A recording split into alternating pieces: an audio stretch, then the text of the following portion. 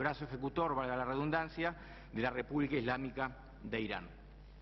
También logramos probar el grupo operativo que ingresó a Buenos Aires, que lo hizo, esto lo determinamos en base a un muy complejo sistema de entrecruzamiento telefónico, que llegó a Buenos Aires el 1 de julio del 94, 18 días antes del atentado, y se fue el mismo día que estalló la bomba, 2 horas antes por otro aeropuerto. Pudimos corroborar todas sus llamadas hechas desde distintos locutorios, fundamentalmente sobre la base de los llamados inmediatamente posteriores y anteriores que habían hecho a familiares de ellos, a teléfonos de bases del Hezbollah en el Líbano, a teléfonos de Irán, etc. Y sobre esta base pudimos comprobar que en esos 18 días la gran cantidad de llamados, casi un 90%, estaban hechos desde 2 lugares, desde teléfonos públicos de 2 lugares. En las inmediaciones de la sede de la AMIA, que fue donde ocurrió el atentado terrorista, y en las inmediaciones de la mezquita de Floresta, que era el lugar donde tenían su asiento, o tienen su asiento, los elementos más radicalizados islámicos en Argentina, justamente el lugar donde predicaba y donde Rabbani reclutaba a gente. El apoyo local en Buenos Aires estuvo, si bien estamos trabajando fuertemente sobre ese punto y no está concluido, ya hemos determinado que la columna vertebral de este apoyo fue el señor, como dije, Mohsen Rabbani, el agregado cultural iraní en Buenos Aires. Rabbani llegó a Buenos Aires no poco tiempo antes del ataque, sino 11 años antes del ataque. Llegó en el año 1983 con una clara misión: individualizar y reclutar personas que tenían una visión, un pensamiento del Islam muy radicalizado, para conformar los grupos de apoyo en Argentina, grupos de apoyo a Hezbollah y grupos de apoyo a Irán.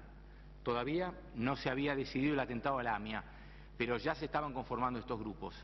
Argentina fue el primer país donde Irán intentó infiltrarlo. Lo que ahora está ocurriendo en Venezuela y en muchos otros países de Latinoamérica tiene su antecedente en el año 80 en Argentina, fundamentalmente por 2 motivos. Para esa época Argentina integraba el movimiento de países no alineados y tenía un importante comercio con Irán, fundamentalmente de transferencia de elementos nucleares. De hecho, la interrupción de esos contratos por parte de Argentina determinó los atentados en Buenos Aires. Importantes técnicos iraníes, expertos en tecnología nuclear, se capacitaron en Buenos Aires en el Instituto Balseiro. Y el otro tema por el cual se eligió en los años 80 a Buenos Aires para comenzar esta infiltración, que llegaban estudiantes, llegaban personas que trabajaban como taxistas, y todos con un número inusitado de gente en la embajada iraní, fue justamente el profundo antisemitismo que estaba impregnado ya como cultura en las Fuerzas Armadas y de Seguridad de aquel entonces en Argentina. Estos factores decidieron al régimen de Irán en su momento a que Argentina era una tierra fértil para comenzar esto que luego, y como lo vemos hoy mejor que nunca, está continuando en Latinoamérica. Estas personas, como ya les dije, para ir finalizando, están con un pedido de captura internacional, con una búsqueda prioritaria por parte de Interpol, y ya han comenzado en Argentina demandas civiles contra Irán y contra Hezbollah. Recientemente la Fiscalía a mi cargo, y la verdad que en una medida que no esperábamos, porque era raro suponer que funcionarios iraníes todavía, con pedido de captura, todavía tuvieran bienes inmuebles a su nombre en Buenos Aires. Hemos procedido al embargo, a la incautación de alrededor de 7 propiedades de exfuncionarios con pedido de captura, concretamente Mohsen Rabbani, que en su momento van a ser ejecutados para satisfacer o resarcir económicamente a las víctimas.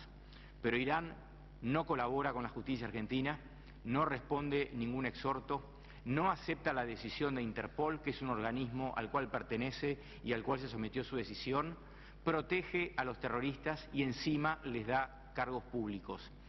Entiendo que es absolutamente necesario que la comunidad internacional ejerza algún tipo de presión, algún tipo de exigencia sobre esta república que está muy comprometida con el terrorismo, como todos sabemos, que está muy comprometida en la protección de terroristas, para que de una vez por todas, y como lo ha reclamado el Poder Ejecutivo argentino, entreguen a estos ciudadanos para que sean juzgados en un juicio justo, de acuerdo a las reglas del debido proceso, y puedan, si la prueba así lo autoriza, como yo creo que es así, ser condenados y dar respuesta a los familiares de las víctimas y a la sociedad argentina toda. Muchísimas gracias.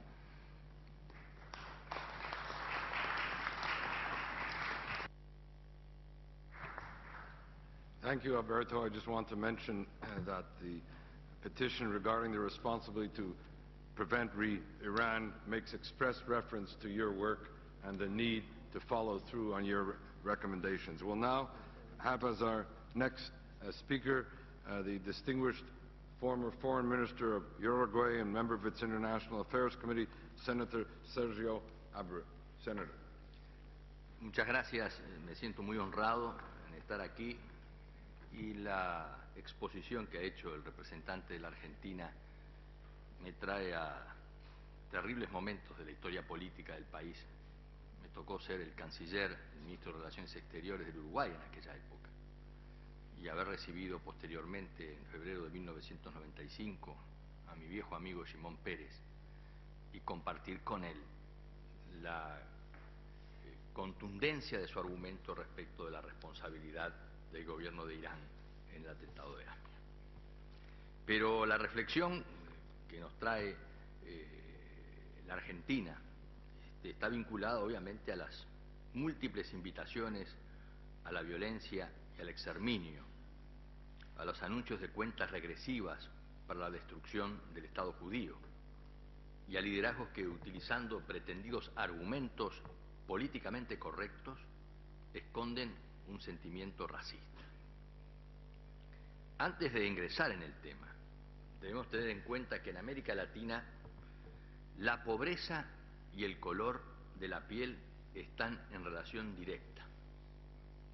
Y esto revela que el racismo, explícito o inconscientemente, es parte de nuestra estructura socioeconómica.